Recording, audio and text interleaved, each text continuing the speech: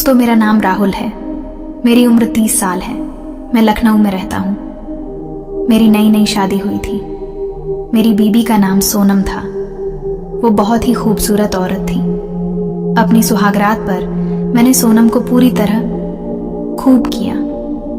उसके बाद मैंने उसको सारी रात, मुझे खूब मजा आया दोस्तों। पर धीरे धीरे मुझे अपनी बीबी के चाल चलन पर शक होने लगा, क्योंकि वो हमेशा फोन पर चिपकी रहती और बाथरूम में भी वो फोन लेकर जाती थी। मैंने उसे कुछ नहीं कहा, पर मेरे सीधेपन का मेरी औरत ने फायदा उठाया। पिछले महीने मैं 3 दिन के लिए मुंबई अपनी कंपनी के काम से गया था। मेरा एक दोस्त था जिसका नाम था पप्पू। वो बहुत ही रंगीन आदमी था। उसकी नजर हमेशा मेरी बीवी पे ही रहती थी। धीरे धीरे मेरी बीवी भी उसके करीब आ गई थी। वो हमेशा मेरे घर आता जाता रहता था।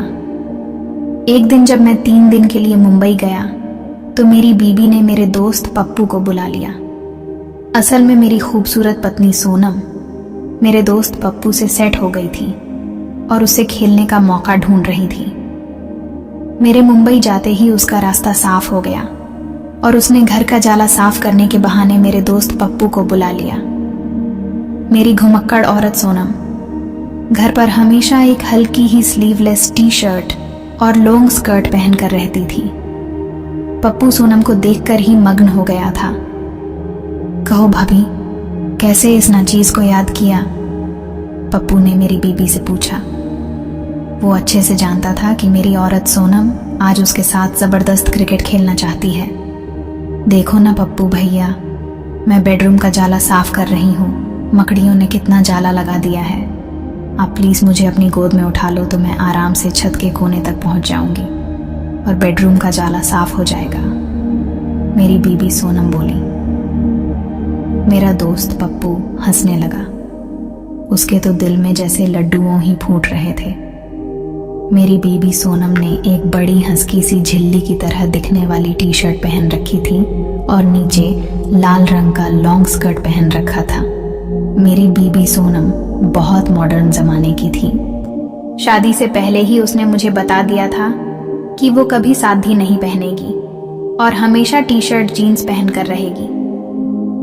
मेरे दोस्त पप्पू ने मेरी बीबी सोनम को दोनों हाथ लगाकर और गोद में उठा लिया और सोनम डंडे से जाला साफ करने लगी।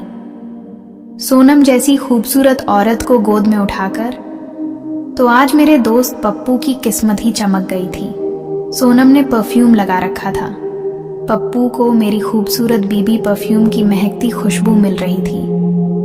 पप्पू मेरी बीबी को कमर पर हाथ लगाकर ऊपर उठाए हुए था और जब जाला साफ हो गया और जब पप्पू मेरी खूबसूरत औरत को नीचे उतारने लगा तो अचानक उसने सोनम को पकड़ लिया और बाहों में कसकर। सोनम भी मैच खेलना चाहती थी, इसलिए वो भी मेरे दोस्त पप्पू को करने लगी। उसके बाद तो दोनों एक दूसरे को बेतहाशा कंपटीशन देने लगे और मैच का भरपूर आनंद लेने लगे।